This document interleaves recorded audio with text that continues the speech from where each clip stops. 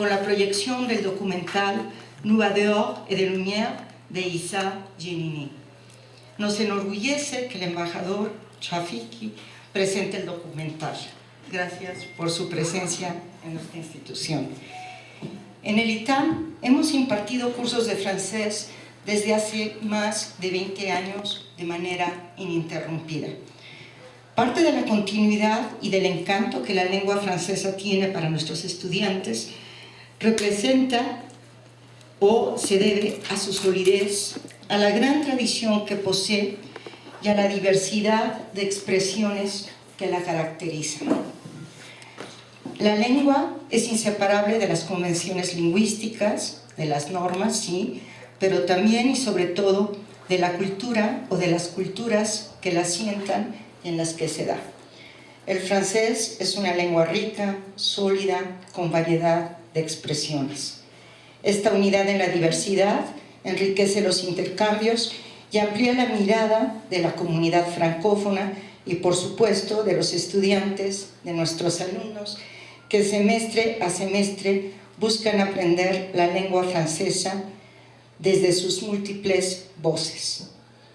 Un punto no menos importante que deseo resaltar en nuestra trayectoria ininterrumpida de enseñanza del francés es la presencia, es la labor de nuestros excelentes profesores. Y aquí quiero referirme al profesor Tufik Sheba, que excelente docente, no solo que domina todas las tecnologías didácticas tradicionales, multimodales, sino que con sus orígenes, él es justo de Marruecos, en cada sesión nos enriquece lo que es aprender francés o todas las voces que conforman esas culturas que están atrás de la lengua que estamos aprendiendo. Tufik, mil gracias por estar con nosotros y por organizar esta actividad. Sean bienvenidos y una vez más, gracias por estar en el ITAM. Cedo la vida.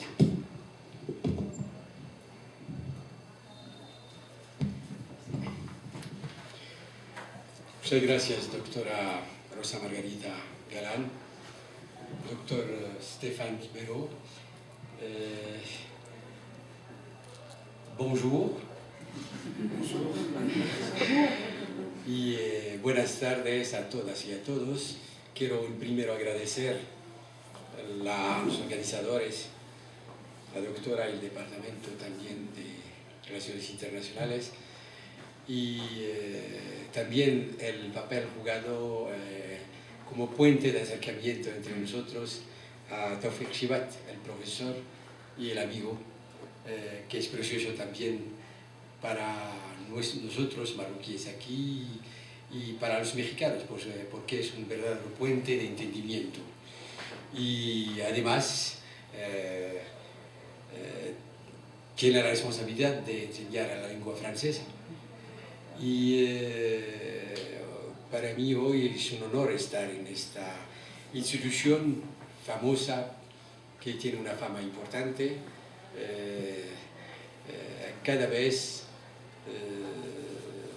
hay gente que me hablan de la ITAM como un centro de excelencia en este gran país.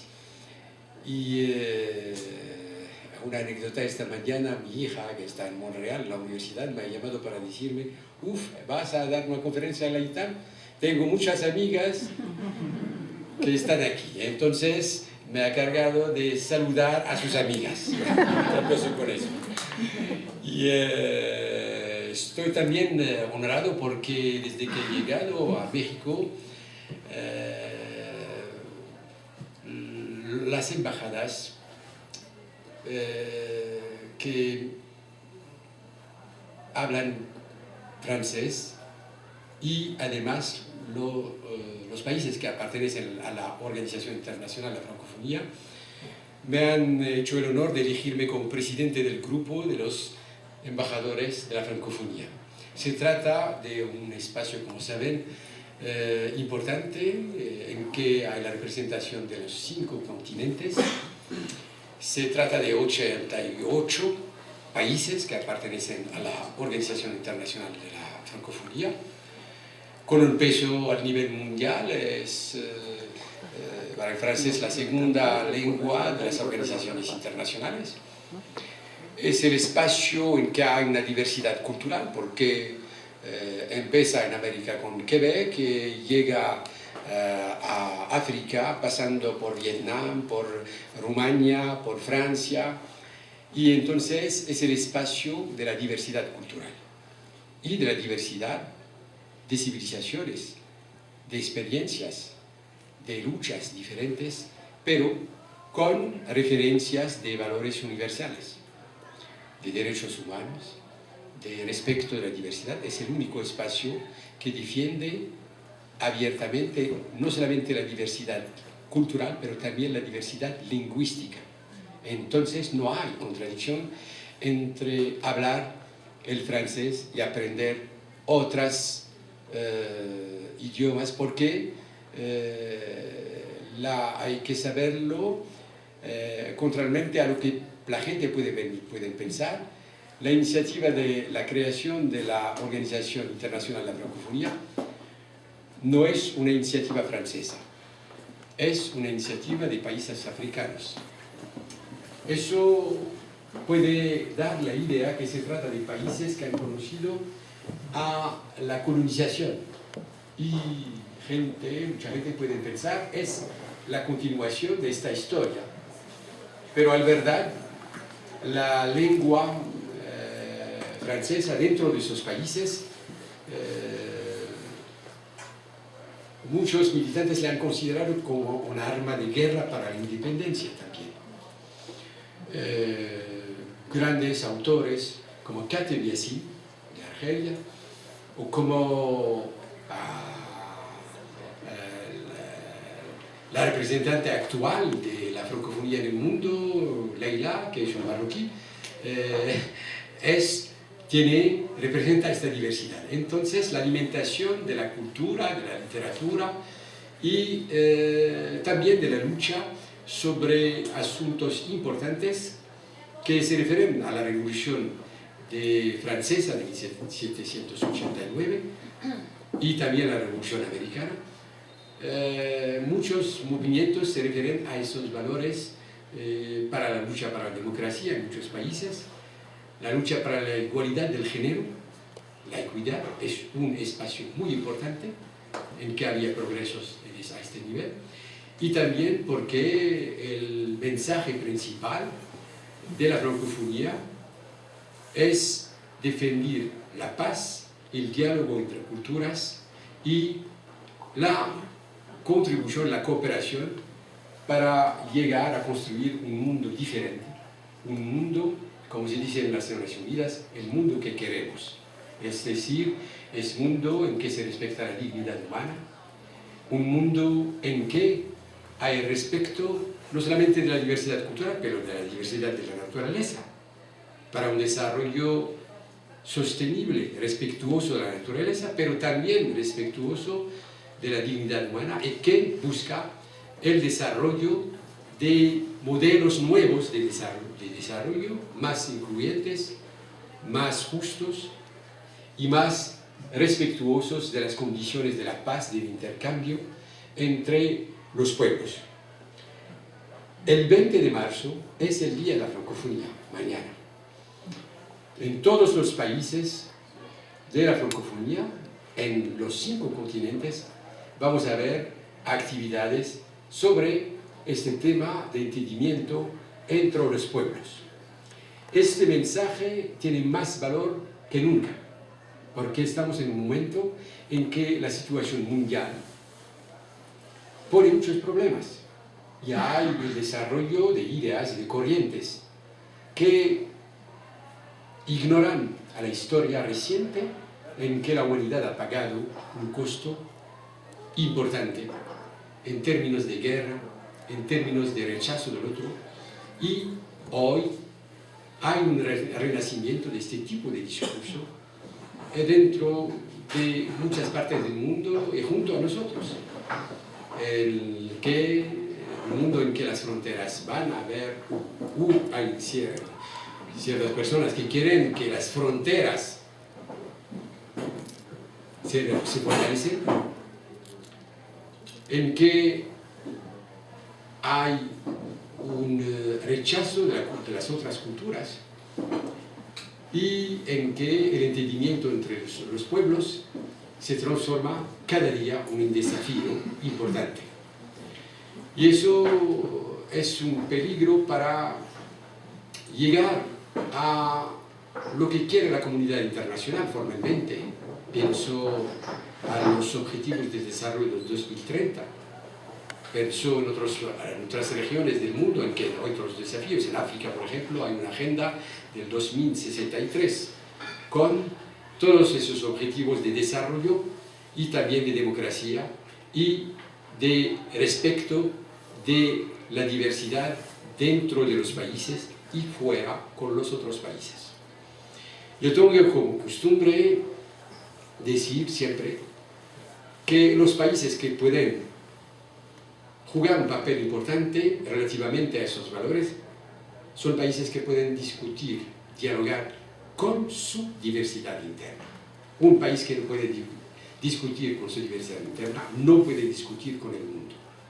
Y estamos en el caso de un gran país que es México, en que hay esta diversidad, históricamente, culturalmente, étnicamente.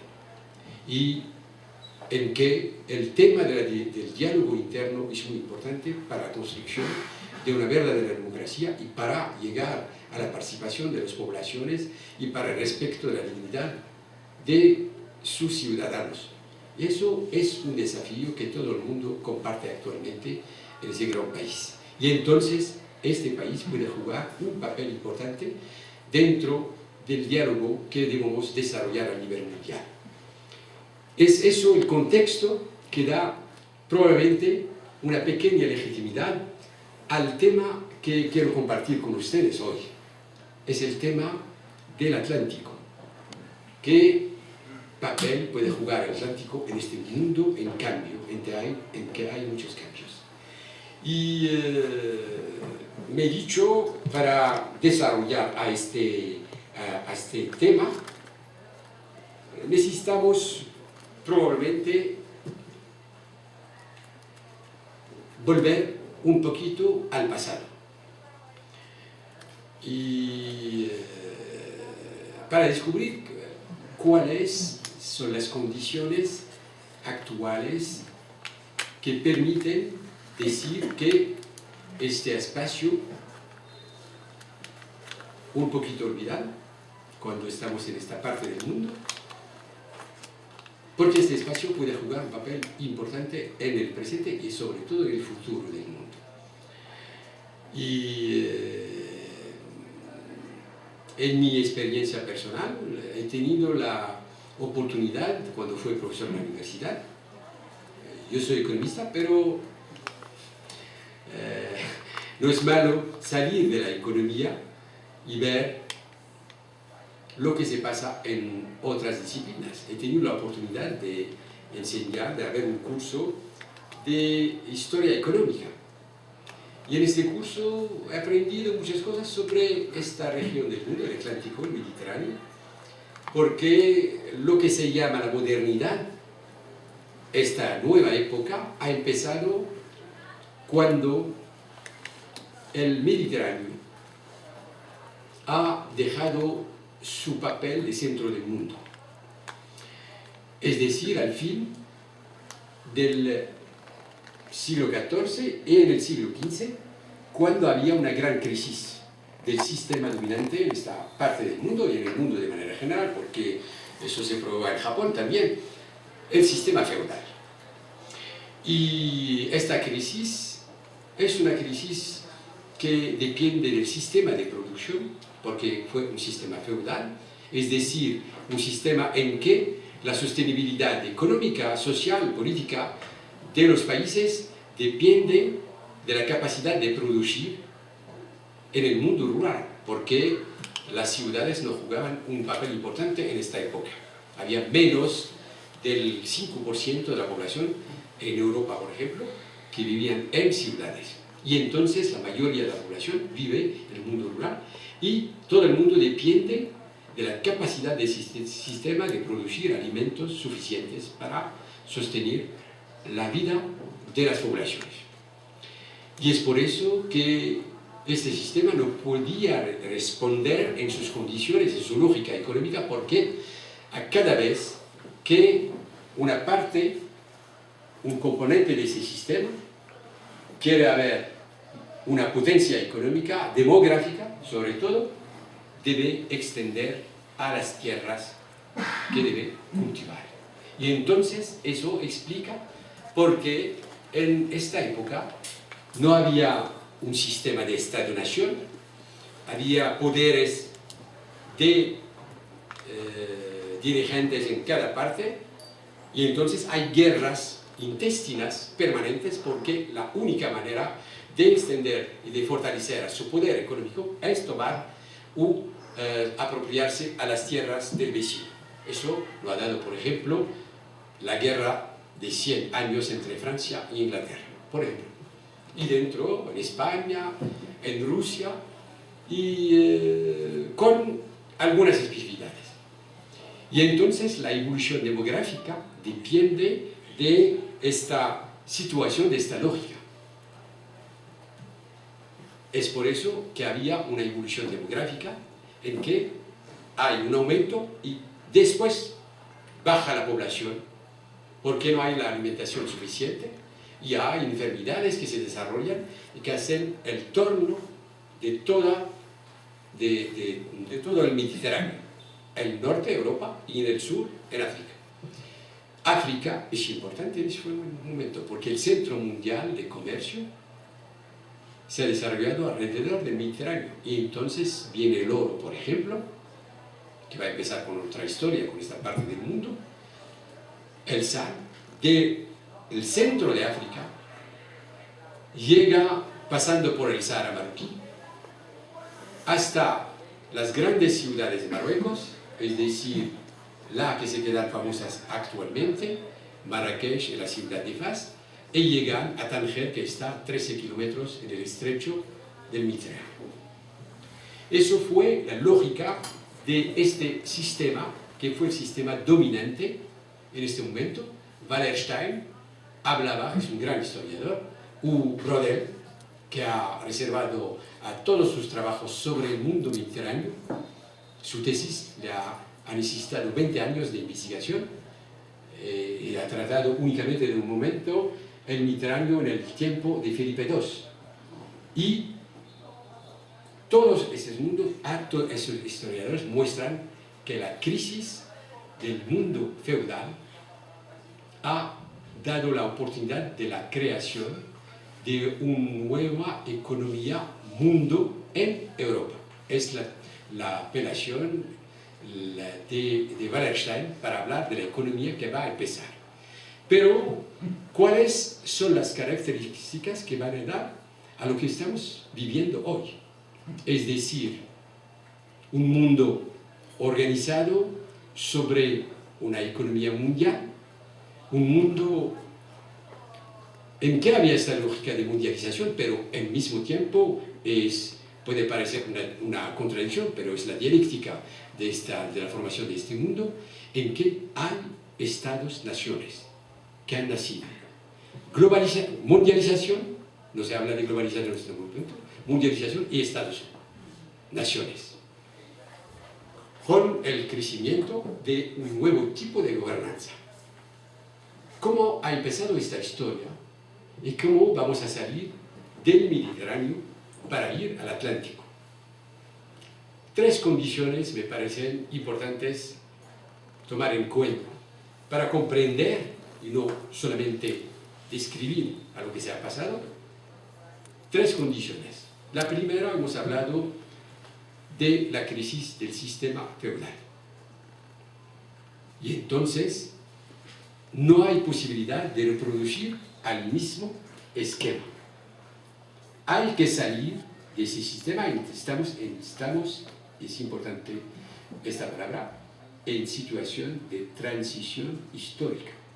No se trata de una pequeña transición. Transición de ruptura.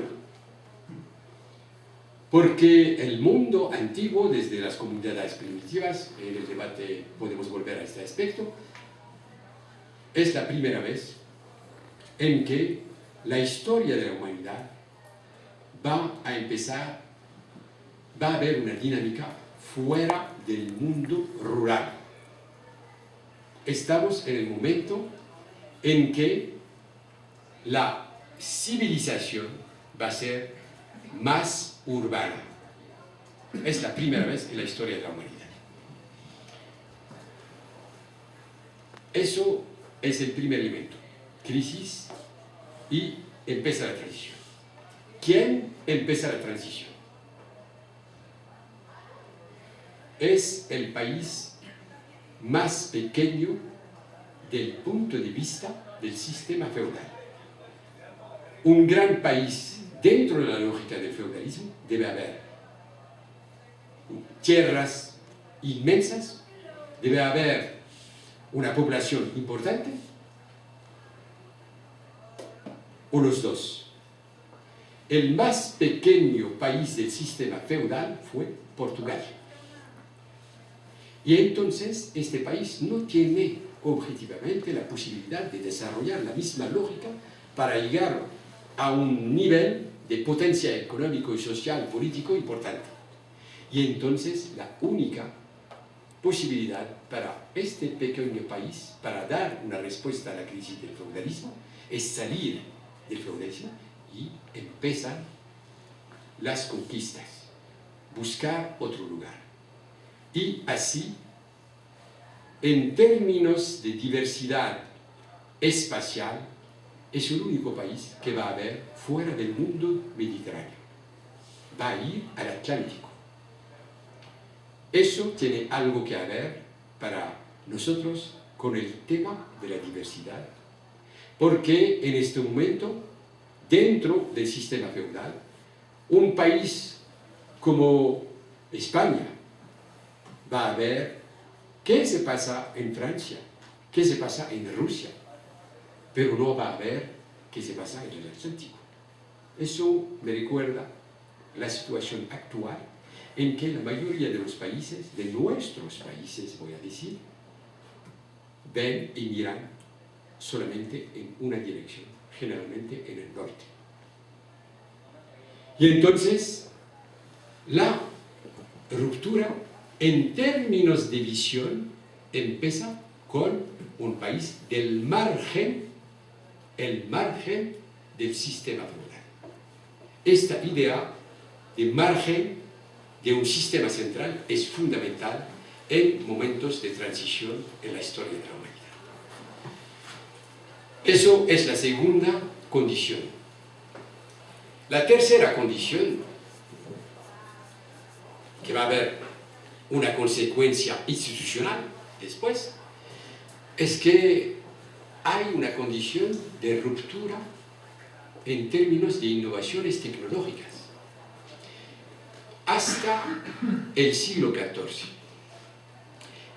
todas las innovaciones que mejoran al sistema en Europa, en Rusia, en África, son innovaciones que conciernen al mundo rural, a la agricultura principalmente. Hay muchos libros sobre la revolución agrícola en la media edad, en que había transformaciones importantes que van a explicar a muchas cosas después. Pero es la primera vez en que hay una innovación que va a ser determinante para el futuro del mundo.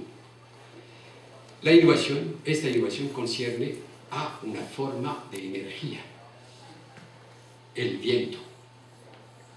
Es eso que va a permitir el desarrollo de un otro tipo de navegación, que permite ir lejos y descubrir otros horizontes. Entonces, esta tercera condición es fundamental. No hay rupturas en la historia de la humanidad sin rupturas al nivel tecnológico, al nivel de las innovaciones.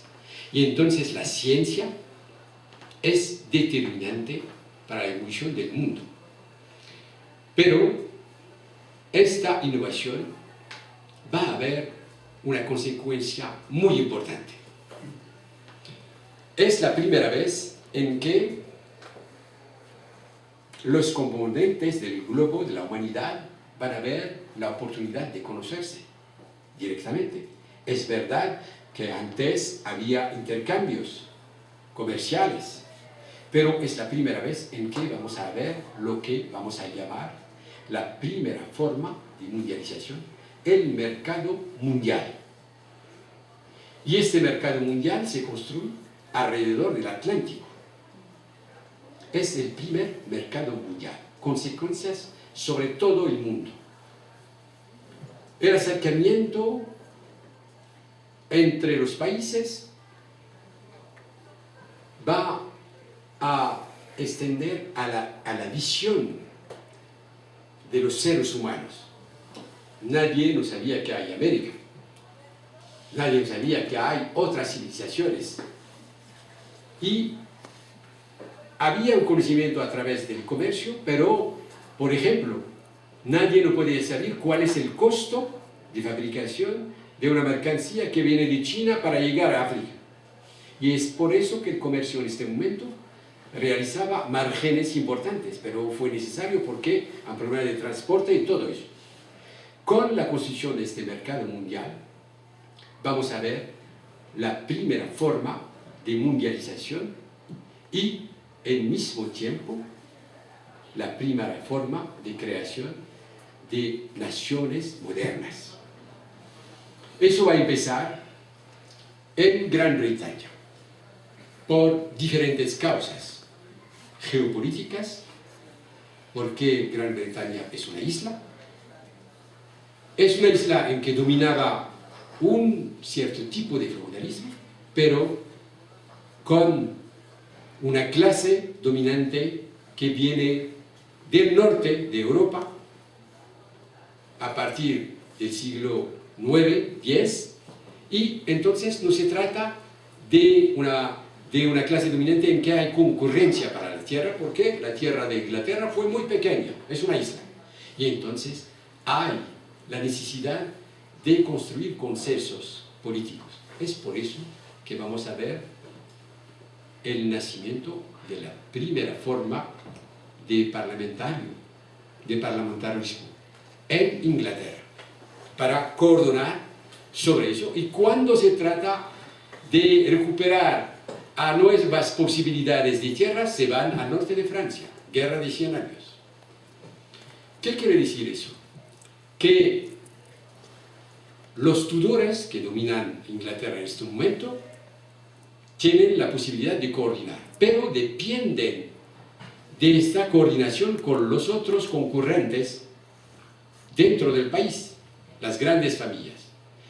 El nacimiento del mercado mundial va a dar una otra posibilidad de emancipación de las familias que gobernan esos países, porque van a ver por primera vez la posibilidad de financiar a un ejército sin depender de los otros, a partir de los ingresos de aduanas. Es el comercio mundial da otra posibilidad de emancipación de las clases dominantes para financiar a su potencia militar. Y es así que va a nacer el Estado-Nación. La globalización, la mundialización, da oportunidades para el nacimiento de un mercado nacional, de un Estado, de referencias normativas. Todo el mundo está de acuerdo que un metro es un metro. Hay referencias para medir a las mercancías. Antes, cada señor feudal tiene sus medidas. Y esta función de normalización de la manera de medir, de ver, va a desarrollarse en el mundo entero. Y entonces, a este nivel de desarrollo de esta reflexión, tenemos estas condiciones. Un tríptico que va a jugar un papel importante en todas las épocas de transición de la humanidad. Tríptico en que hay un elemento fundamental, la innovación. Cuando hay innovaciones tecnológicas, científicas, hay impactos sobre la cara del mundo, su manera de ver, su manera de vivir y su manera de compartir ese saber. Innovación tecnológica, innovación institucional, un nuevo tipo de gobernanza estatal, local y ahora podemos decir federal en nuestros países, pero también mundial y regional. Para dar un ejemplo, hoy la Unión Europea es un nivel de gobernanza. Entonces, innovación tecnológica, innovación institucional y transformación económica y social. Es un mundo en que por primera vez las ciudades van a dominar a los campos, al mundo real. El poder está en las ciudades. Es un cambio total en la historia de la humanidad. Y cuando hablamos de ciudades, hablamos de otro tipo de socialización. La gente no vive de la misma manera que en el campo. En el campo había solidaridad. No hay individualismo. Hay un nivel de socialización diferente. Y tipo también de funcionamiento de cosas importantes. La manera de gestionar, por ejemplo, a la violencia, que es un monopolio normalmente del Estado. Es algo nuevo. La organización de la familia es un asunto, espero que tendré otra oportunidad para hablar de este asunto porque es muy importante. No el crecimiento demográfico, el régimen demográfico, cómo funciona, cuáles son los roles de la mujer, del hombre, de los niños, en qué momento nace el concepto de los niños, porque antes en el feudalismo, desde que nace el niño, se integra al sistema productivo. No hay una edad para vivir la niñez. Y entonces todas estas transformaciones van a representar las consecuencias de este tríptico de transformación. En este momento, el centro del mundo fue el Atlántico. Y gracias a eso, estamos aquí hoy, en América y en América Latina e en México. Es por eso que después el mundo va a conocer una evolución con una diversidad de caminos en el mundo, pero que responden a una cierta lógica. El tríptico se prueba cada vez. Revolución industrial, otra innovación, transformación de la organización de la sociedad. El Estado-nación, porque antes fue un Estado comercial, mercantil, como se dice, con teoría económica para defender eso. Con la revolución industrial es otra manera de gestionar la población. Es la disolución de la artesanía. No solamente en Inglaterra, pero se van hasta India para destruir a la artesanía textil de India dentro de un entorno de violencia, de colonialismo que se desarrolla en el mundo. Y la integración de América Latina ha empezado a partir del siglo XV. Pero tenemos esta evolución relativamente diferente relativamente a lo que va a pasar en el mundo y en la mayoría de los países que no van a conocer esta transición, esta transformación, es decir, el peso demográfico se desarrolla en las ciudades, desarrollo de industrias, busca de mercados extranjeros y así el mundo va a conocer la última excepción de transición hasta la industrialización con el Meiji en Japón. Es la última. Entonces después vamos a ver un mundo bipolar, en que hay la experiencia de la Unión Soviética, en una parte, bipolarismo, y el mundo occidental, y eso que se llamaba el tercer mundo. Desde este momento, la globalización ha configurado a una geopolítica y una geoeconómica que ha durado hasta los años 80. Y En este momento estoy caminando rápidamente porque es una periodo, hay muchas cosas que se pueden decir sobre este momento importante. Hay algo que cambia en la globalización, en la gobernanza, al nivel de las naciones y al nivel del mundo, y también una transformación económica y social. En los años 80 empezamos a la nueva revolución científica y técnica, que nos permite hoy utilizar todos a esos instrumentos increíbles que viven con nosotros. Y es un mundo diferente. ¿Qué ha cambiado? La forma de la globalización ha cambiado. Este esquema tradicional que ha durado muchos años, un mundo bipolar y un tercer mundo, ha cambiado. Las potencias emergentes vienen del margen del mundo occidental. China. Voy a volver a los otros países. ¿Por qué? Segunda condición de la lección de la transición, de la primera transición, es un momento de innovaciones científicas importantes en la historia del mundo. Jamás no había una tasa de crecimiento más importante que hoy en las innovaciones. Consecuencias sobre el sistema productivo en el mundo entero. 60% de los valores mercantiles que está en el mundo no dependen de la producción material. Es el momento de la desmaterialización de la producción. Es el momento en que el conocimiento, las informaciones son importantes. Hay alguien en sus memorias que ha dicho: los Estados Unidos no son la primera potencia del mundo porque tienen el más grande, el más potente ejército del mundo. No, es la primera potencia porque producen al 70% de las informaciones que circulan en el mundo.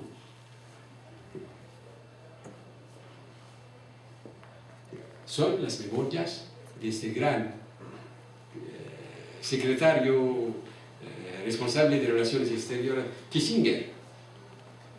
Y entonces estamos en un momento en que hay un cambio total dentro de los países y entre los países. Dentro de los países, para llegar únicamente a... es un momento de crisis desde los años 80. Se habla de la crisis de 2008. En verdad, un buen economista va a ver que desde que empezaron los años 80 había crisis sobre crisis sobre crisis. Porque es un momento de transición de la humanidad al otro sistema que se desarrolla. Y en ese sistema conocemos todos los mismos problemas: el paro de los jóvenes, porque el nuevo sistema, el sistema industrial tenía esta característica, tenía una capacidad de integración importante. Antes, el primer movimiento sindical en la historia de la humanidad fue el ludismo, del nombre de Lud, en Inglaterra. Él pensaba que es la máquina que va a destruir a las oportunidades de trabajo. Y en verdad, la máquina, el mecanismo, la mecanización ha permitido expandir, agrandir el espacio de la salarización. Es por eso que con la revolución industrial había niños que trabajaban en las plantas, mujeres, y un número increíble de gente que han quitado al mundo rural. Es el desarrollo de una forma de integración que continuamos a conocer hasta hoy, que es la salarización. Pero con el nuevo sistema, la producción de capacidad de empleos se reduce. Hay un aumento de la productividad. Hay posibilidades de crecimiento de la producción, pero no hay posibilidades de integración fuera de los servicios. Es por eso que en la mayoría de los países más del 70% de la producción del empleo se realiza dentro del sector tercero, los servicios. Eso quiere decir que estamos en un momento en que la geopolítica del mundo ha cambiado. El peso más importante que está emergente viene del margen de este mundo, de Asia. Y es por eso que el centro del mundo ha cambiado. Estuve en el Mediterráneo, ha llegado al Atlántico y hoy llega al Pacífico. Pero estamos en un momento de crisis fundamental de esta configuración del mundo. Es por eso que la evolución del mundo al nivel económico, en todas las locomotivas del mundo, hablamos de tasas de crecimiento inferior a los 2% cada año. El momento en que los países emergentes llegan al 8, al 10% y hay una transformación al nivel geopolítico también. Otra cosa, hoy las grandes locomotivas, hablo de Estados Unidos, de Europa,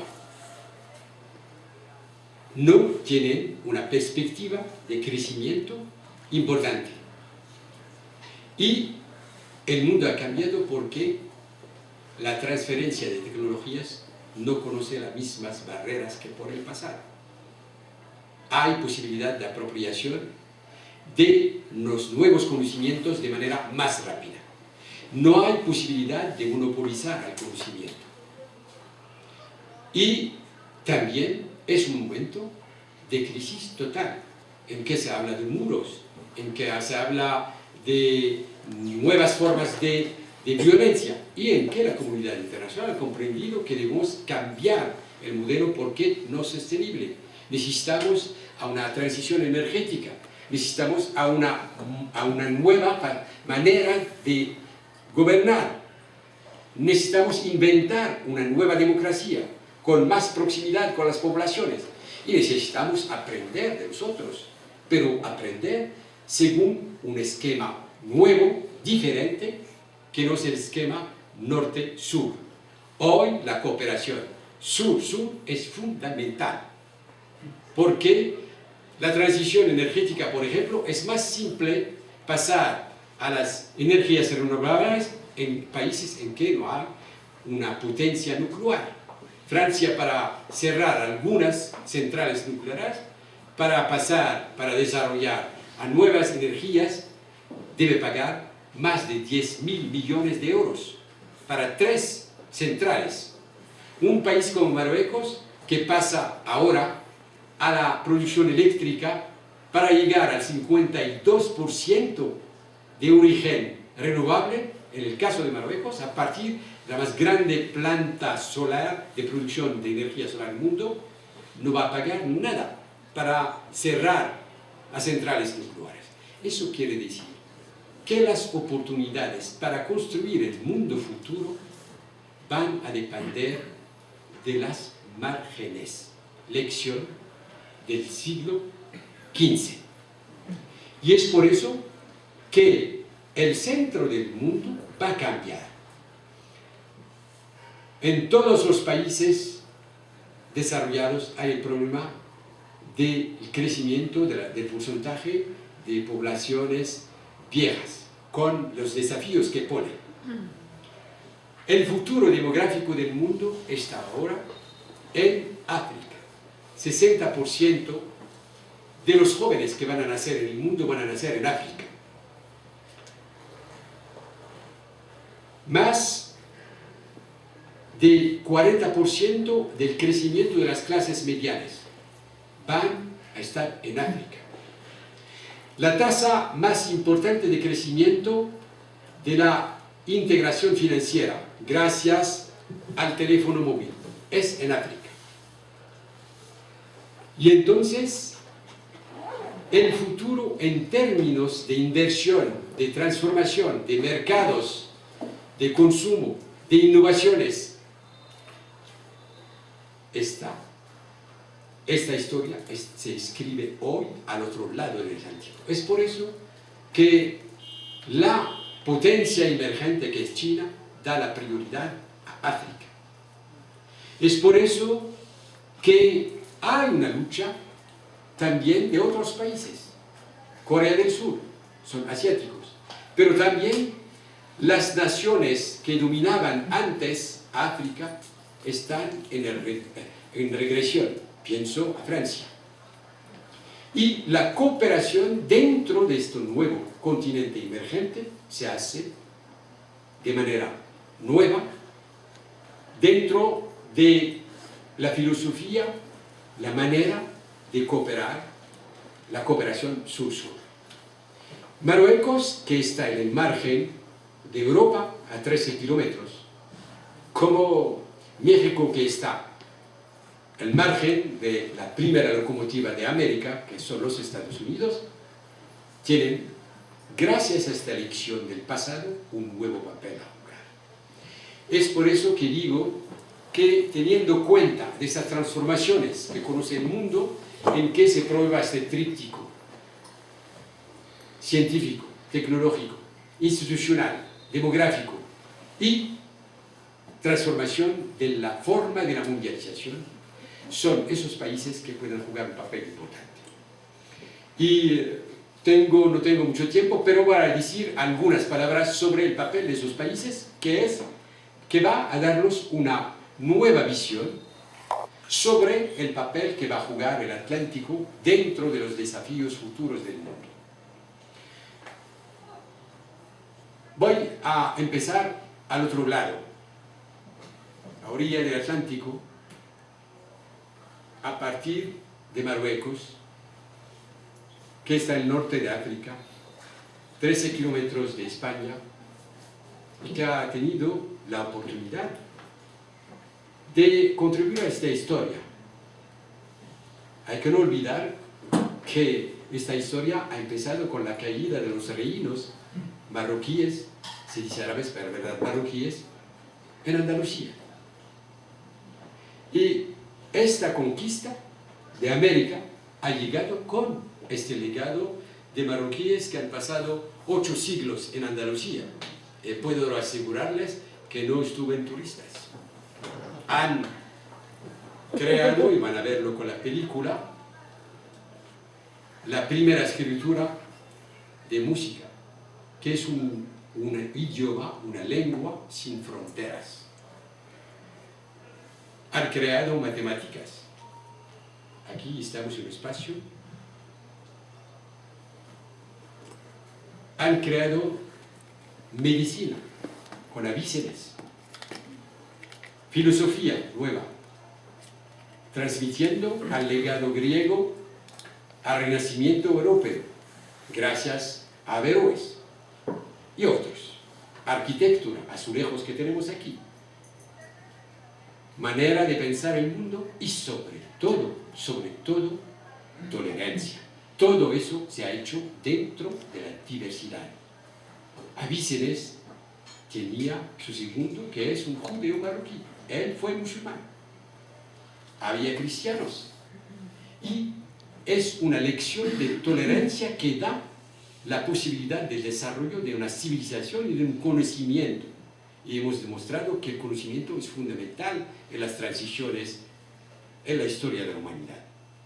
Eso no se puede hacer sin el respeto de la diversidad.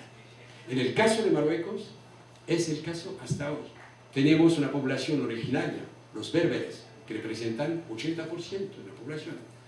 Una lengua propia, una apertura sobre el mundo, romanos, griegos, africanos, europeos, gente de América Latina también que trabaja en Marruecos. Y tenemos esta posibilidad de mezclar a la diversidad y al conocimiento y al arte y al talento que viene de cada civilización. Es importante.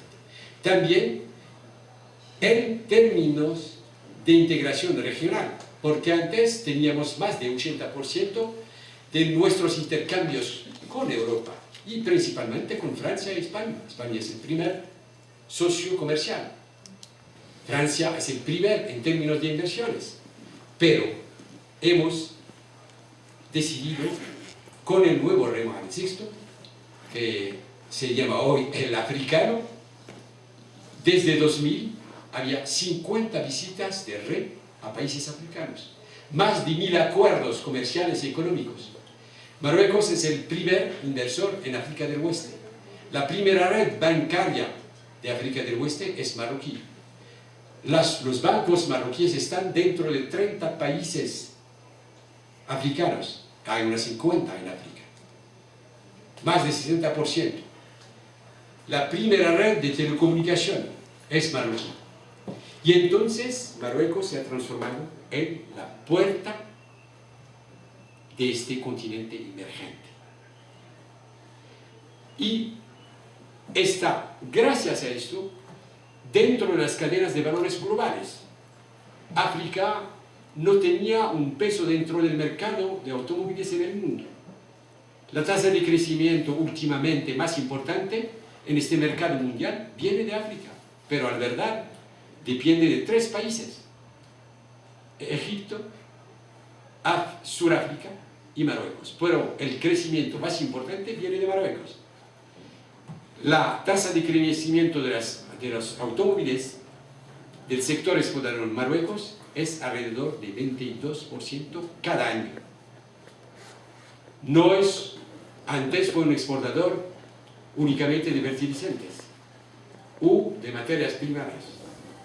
Es la misma cosa para México.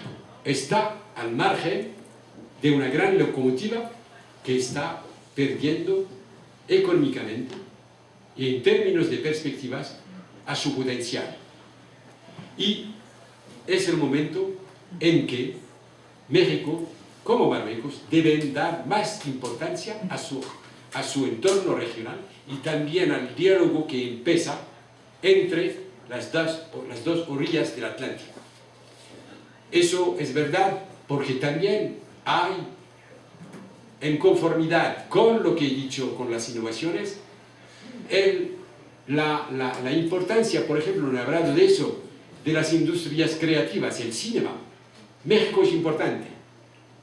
No hay un año en que no hay un premio para México. No es una coincidencia.